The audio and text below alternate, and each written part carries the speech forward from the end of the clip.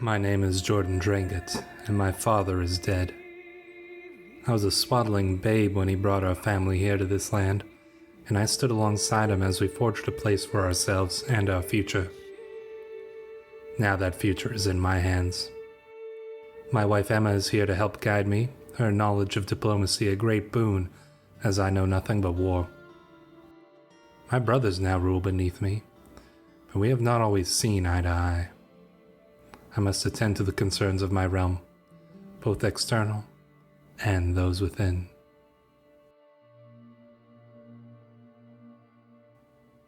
Hello Wanderers, welcome back to our Crusader Kings 3 roleplay experience following the House of Drengot, but not the adventures of Duke Richard of Capua, who passed away at the age of 67, turning his realm over to his eldest son Jordan and his two younger sons Jonathan and Bartholomew. Before we get into that, however, I do want to thank everybody for all the support they've given to this series so far. It is really giving me a lot of motivation to continue making videos for you guys. And in thanks, I do want to hold a little bit of a contest. When we hit 50 subscribers, I will be holding a giveaway to create a custom coat of arms for one lucky winner, hand-drawn by yours truly. You should see an example up on the screen now. That is the logo that we've done for this channel here, and you can get one just like it, but customized for yourself. So if you are not already following the channel, make sure you click that subscribe button now and keep an eye out for the contest in the future. But with that aside, we do have some things to get into here in this episode. Some big things, I imagine. Duke Jordan has just come into possession of his realm, and he needs to sort things out. So we've got a few things that we need to look into first. Now, number one, we are in control of the county of Salerno, which is the best county out of all three in our lands. But our two brothers do hold Napoli and Capua. So our middle brother holds the county of Capua, Count Jonathan. He is brave, content, fickle, charismatic negotiator, and a blade master. He's got a few children as well, and he's generally a pretty good guy. He's fought in quite a few battles. He was recently imprisoned during the war in North Africa. And overall, we don't get along with him too badly. He does want a seat in the council, and I believe we will find a position for him. We also have our youngest brother ruling the county of Napoli, just to our north. Count Bartholomew does not get along with us quite as well. He is ambitious, but more importantly, he considers himself to be Italian. He grew up here in this land, and it kind of makes sense that he would take to the local culture a little bit more. So he considers himself Italian, even though he was born and raised as a Norman. And the cultural acceptance is a little bit low, so he doesn't really like us quite as much. Plus, he is ambitious, so we may have some issues from our younger brother. He also wants a seat on the council. We may be able to solve that problem. Speaking of the council, why don't we take a look at that right now? So, obviously, we have our wife, Duchess Emma, is assisting us with court politics, and we actually, we struggled at first in our marriage with Duchess Emma, but things seem to be going quite a bit better now. She seems to like us quite a bit, and she is assisting us with court politics. She is a generous woman, diligent, patient, adequate bargainer, herbalist. She's very diplomatic, quite smart. Altogether, pretty good person and a good wife for us. Obviously, Bishop Orderic has been a longtime staple here in the court of the Duchy of Capua, and he continues to do so, as he is actually our friend and apparently our student. That is interesting. I thought we were his students. I think that may be kind of a little bit backwards there. I believe Bishop Orderic was teaching us about how to rule. So we will actually be listening to Bishop Orderic's advice if he comes to us with some callous, craven, and just. So we'll have to keep in Bishop Orderic's personality traits in mind when we're making any decisions. We also need to fill in the Chancellor position, and this is where our middle brother Jonathan comes in. He is the best for the job, and he wants the job. So I think we will put him in there, and that gives us a nice plus 40 to our relationship with Jonathan here. So that's going to be a big help for us. That will kind of keep things stable here up in the north. I don't think Jonathan will be attempting to betray us. He is content, so I think he's just going to be a good help for us in the future. Our steward is currently our cousin, Richard Drengot. But I think this is where we will make a little bit of a change. We are going to put our brother here just in order to shore up some of the problems we have with some of our vassals here. So we are going to fire our cousin and put our younger brother there. And I believe we're also going to sway him, because I'd like to get him onto our side. I'd like to have both of our brothers on our side. I don't really want to have any family infighting because I don't think that we can afford that right now. So even though we don't get along at the moment, I think we can win him over. So we will attempt to do so.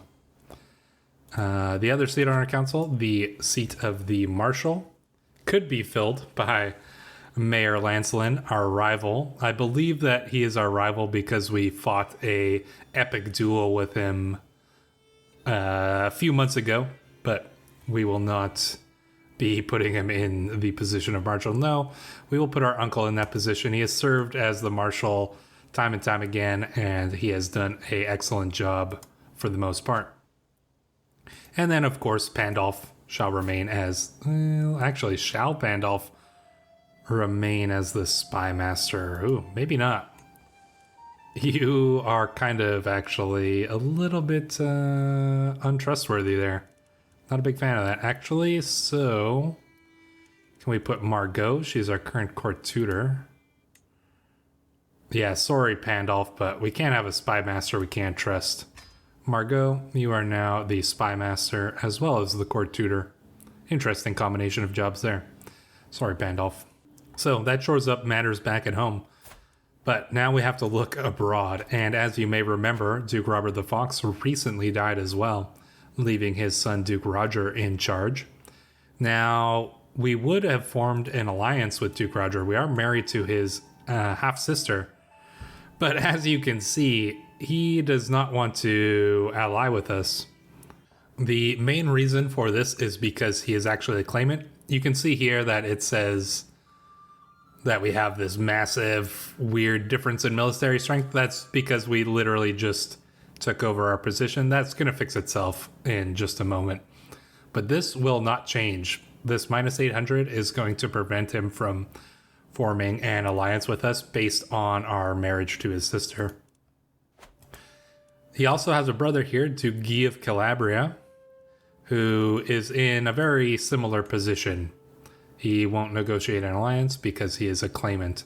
They are a claimant to the duchy and to the county of Salerno, which is our land here. So it is a little bit of a cause for concern.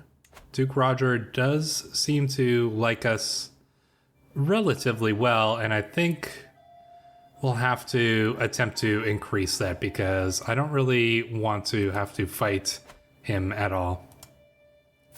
Especially since we don't have any allies and we can't ally with him unless we were to have a marriage. Now, we do have 3 daughters, one of whom is already married. You all know Fredesenda, the young woman who has decided to take a little bit of a rough and tumble kind of lifestyle here. She is a tough soldier.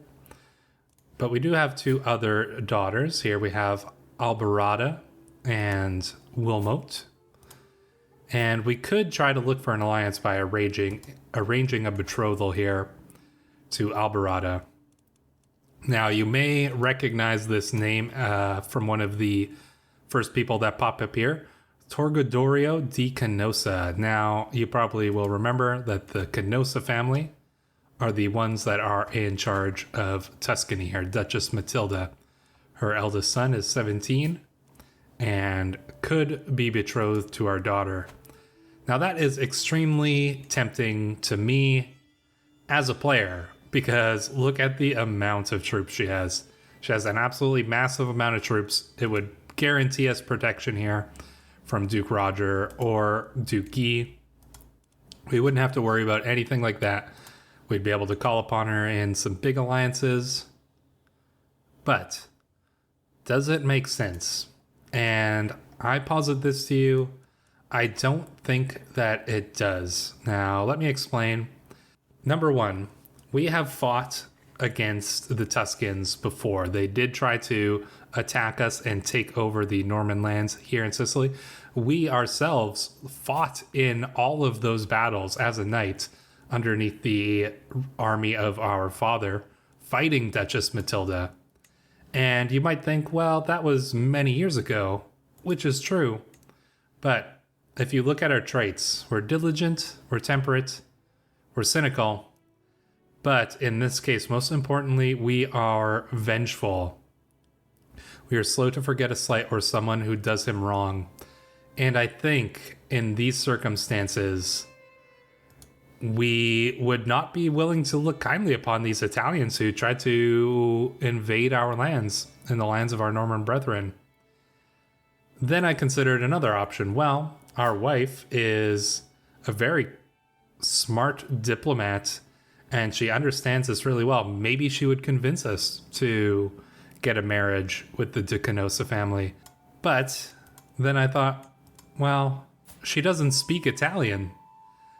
Would she really be able to arrange this? Would she have the understanding of this situation here to be able to arrange this? And I don't think that she does. So even though that betrothal would be a huge mechanical advantage, I don't think it makes sense within the context of the roleplay. So we need to look for other allies, and I did manage to find one that may be a good option. Now, it won't protect us from the Duke of Apulia because he is a vassal, but we can arrange for a betrothal here between one of the children of House Fitz-Elise.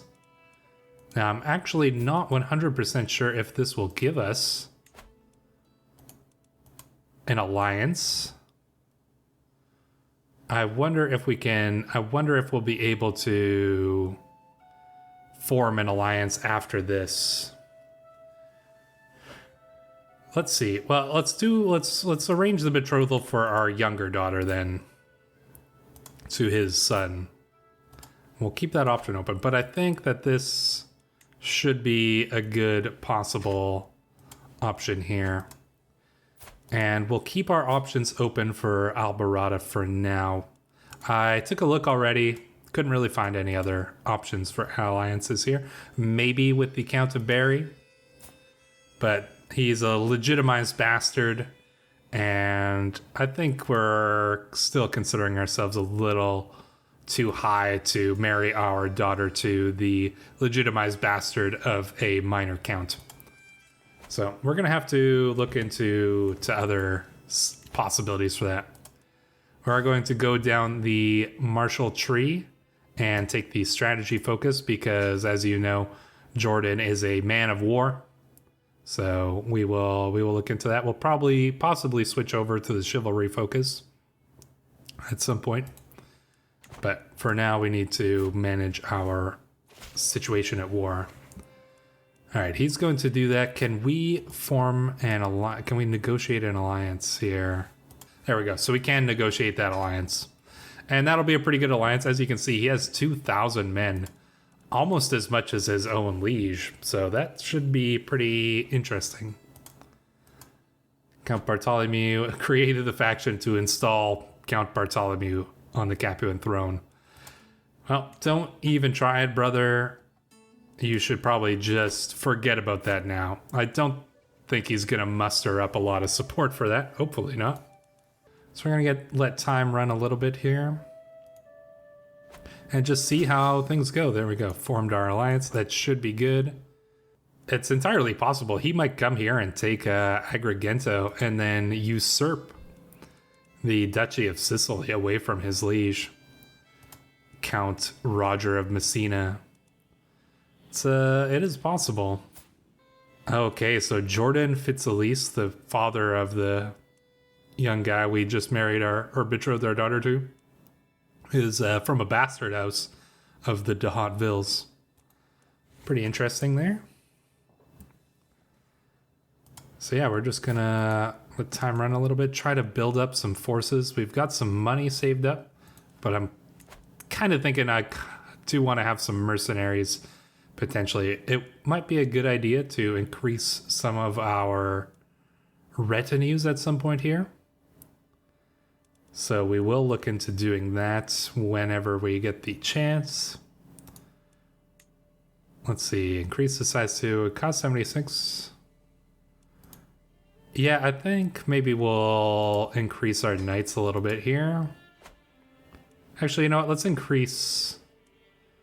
Ooh, can we afford to increase both? Oh, Raynolf finished increasing the control in that county. Nice. All right, fix up Napoli there. That should be good. I would like to maybe promote cultural acceptance. That could be good. After we finish with the development. My agents have acquired a discrete powder which leaves... Wait, what? Hold on here. Why am I trying to murder Count Rainbow? That is not a good way of doing things. Jeez. 62% chance the scheme is discovered. No, I don't think I'm going to risk that. I mean, I'm not going to end the scheme because Jordan, as an NPC, was the one who set this up, but I don't think we're going to take that huge risk right there. Spread of Sicilian cultures. The eclectic mix of peoples in southern Italy and Sicily has given rise to a unique culture affected by the myriad of influence. It is now clear that people in the county of Salerno no longer see themselves as Lombard, but as native Sicilians. Okay, that's pretty interesting. Let's take a look at that there. So all of this turned to Sicilian. Okay. We'll see how that affects our role here. My ward Jonathan has come of age, and it is time he left my care with sufficient tutelage. Blah, blah, blah, blah, blah. Is he good at war? He's decent. That's our nephew. All right, Jonathan. Do your best. Do your best. The woman in charge of cleaning the clothes of Mayor Rumbaud's guards is brought to me. No one will notice her tampering with their clothes, and if something distracting for the guards could be planted. What would you have of me, my lord? Constance de Hauteville. I want you to grind those rose hips really fine, cut holes in their clothes in improper areas. Murder scheme gains progress. We'll embarrass his guards a little bit there. Cost him some prestige, get back at him a little bit. The Knights Templar have been established by the Pope. Interesting. When the time comes, my agents will need a safe escape route out of Mayor Rumbaud's mansion should anything go wrong. A detailed map of the local plains with all its hidden caves would be an invaluable resource. Pay a hunter from Gaeta to draw the map. Pay 20%. Explore the plains yourself.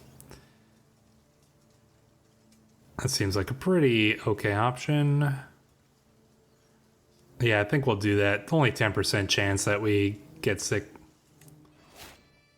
There we go. Map surroundings. That seems to help a little bit. Wow, this plot is taking up quite a bit of our attention here. One of my agents has acquired a deadly spider and arranged for a servant to hide it in his room. All I need is my go-ahead. He will be as good. Oh, man. 42% chance the scheme is discovered. I don't like those odds. It's not quite 50-50, but I think we're going to wait a little bit longer. I think we're going to wait till this plan is a little bit more, has a little bit higher chance of success. Our wife is pregnant. Okay. We've had 3 daughters so far. Will this finally be when we have a son? Will poor Fredesenda be shirked of her potential to rule here by us having a male heir? Let's find out, I suppose. That would be unfortunate for her. Plush and exotic carpet. Plush, vibrant, and soft as the first light of dawn. A merchant presents me with an exquisite carpet in the hopes of good future relations. As I marvel at the fine weave, I am struck by a thought. Wouldn't a carpet like this muffle the treading of feet? Even conceal the steps of a bumbling agent? Oh. Yeah, we'll give it to the mayor. He accepts the gift. That will help our scheme a little bit here. It was another daughter. Well, good for you, Fredesenda. You keep your position there. We're still not going to do the spider thing. Not yet. A wide variety of venomous critters greets me at a merchant's stall, and I'm struck by inspiration. Wouldn't one of these exquisite creatures be the perfect gift for Mayor Rumbaud? Yeah, sure. Let's give him a deadly spider. What? The merchant placed the snake in a woven basket with no questions asked. On my way home, I opened the lid, but to my surprise, I find it empty. Look, Mom, look. That man is balancing a creature on his head. A delighted voice rings out from behind me. As I turn around, I see that a crowd has gathered. The snake is on my head. Okay. I lost the creature, but at least I didn't lose my life. Oh my gosh, could you imagine if we had gotten killed there? That'd be a ridiculous way to die. Apparently, we're famous for that, though. I don't think we're famous in the good way, though. This murder scheme here is getting a bit ridiculous. Spymaster Margot approaches me with a wicked grin. My lord, this pouch contains a powder most nefarious. If sprinkled on top of something, say a gift for Mayor Rumbaud, it leaves no trace but will afflict whoever touches with weakness and ill humors. Yes. Oh, not feeling well. He's already old. Yeah, maybe we can kill him off without even having to really actually murder him specifically. Yeah, look at that. He died of sickness. Well, old age it says, but right after we gave him that powder to make him sick. A successful murder, I do believe. So that is quite good. I think Jordan will be pretty happy with that. Many treatises have been written on honorable conduct in war, but those authors' lives weren't on the line when they put a pen to paper. I know from experience the best way to defeat my enemies is to ensure we only engage in battle on my terms. The question is, what terms would be most advantageous? I'll trick my enemies into overextending. Hit and run tactics will wear my foes down. I will not stoop to fighting dirty. What is the best option here? Hit and run tactics seems pretty good, actually. 5 years. Or we could attempt to trick my enemies into overextending. But I think, well, we're not specifically honorable. I think we're going to go and practice these hit and run tactics. I think that would make a lot of sense considering our light horsemen are a big part of our armies. So, we do have the option here to develop our capital. I dream that Salerno will one day be the envy of every ruler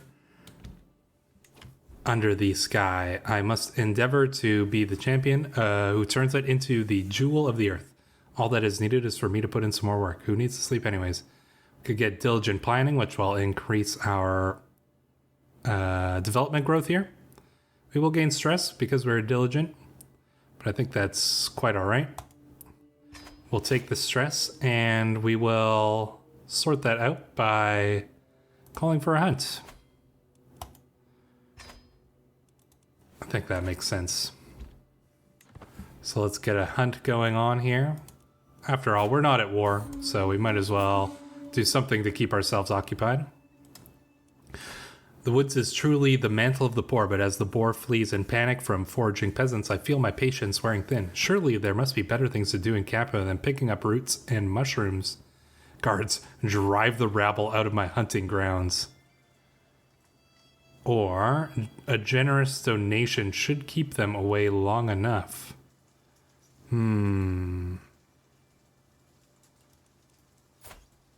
Temperate, cynical. Oh dear, I think vengeful. Oh, this is much better of an option. But we are vengeful, and I think having some peasants irritating us would not be something we would like. Oh, I'd really love to pick this option, but I don't think we would just be giving away our money like that. So we're gonna go with the bad option. The hunt draws to an end. Let us leave this behind. Well, at least we've got quite a bit of prestige. That's nice. Oh dear. Hold on. My spy master has come to me with grave news. Somebody's planning to kill my courtier Ezo? Yeah, okay. More important matters. Both of my brothers have joined in here. Jonathan, really? You would rather see Bartholomew on the throne than myself? Really? Why? Why would you want Bartholomew, your younger brother? Why would you put him on the throne? I don't understand, Jonathan. I don't understand. Well, you better not make this demand because we are not going to accept. That's for damn sure. Our uncle has passed away, meaning we need to fill in this role. Rest well, uncle. No, Lancelin, you will not be filling in that position. Robert Drengot, our cousin, you can fill in the position of your father. You are a drunkard, but I do remember you killed that guy pretty good in that one battle there, so he's proven himself.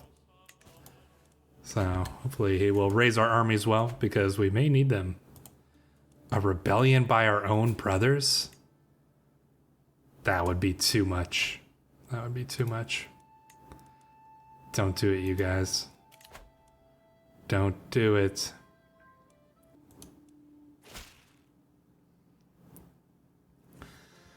And so it comes to this. Our brother has sent us a signed and sealed letter. The right to Capua belongs to me by divine right, and I finally have the means to make it so. Accept this fact peacefully, or I will make you do so by force. Signed, Count Bartholomew of Napoli. By divine right, you are the youngest son, Bartholomew. You do not have this position by divine right. That position, the Duke of Capua, belongs to me alone. Not you, not Jonathan. I don't know how you convinced Jonathan to join in your little plot here. I don't know what you had to do to get him to side with you. But this will not stand. I will not be threatened. We will rally our troops.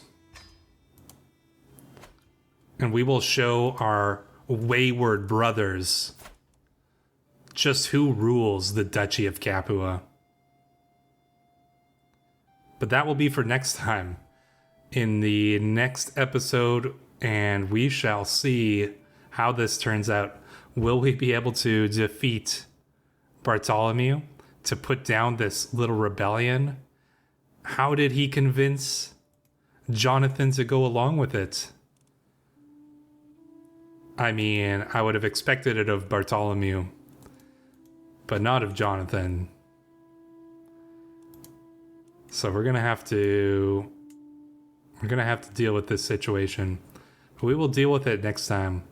Once again, as per always, if you guys like this episode, feel free to leave a like, subscribe to the channel, and if you have any thoughts on how things are gonna go in the next episode, and should we defeat this rebellion, what we should do with our brothers, with Count Bartholomew and with Jonathan. If we win, what kind of punishments will they face? Let me know down in the comments. Thank you guys once again for watching. We shall see you in the next one. Until then, I've been Stray. Have a wonderful day, everyone.